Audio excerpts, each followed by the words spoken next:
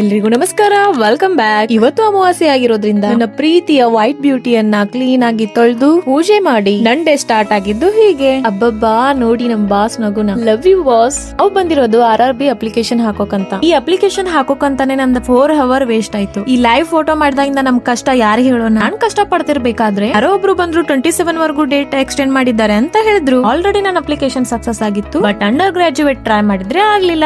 ನನ್ bad luck ಅನ್ಕೊಂಡು ಲೈಬ್ರರಿಗೆ ಬಂದೆ. ಅಷ್ಟರಲ್ಲಿ ಊಟದ ಟೈಮ್ ಆಗಿತ್ತು. ಲೈಬ್ರರಿಯಲ್ಲಿ ವಾಟರ್ ಪ್ರಾಬ್ಲಮ್ ಆಗಿರೋದ್ರಿಂದ ಹೊರಗಡೆ ಹೋಗಿ ವಾಟರ್ ತಗೊಂಡ್ ಬಂದೆ. ಇವತ್ತು ನನ್ನ ಲೈಬ್ರರಿ ಡೇ ಯಾವ ತರ ಇತ್ತು ಅಂದ್ರೆ,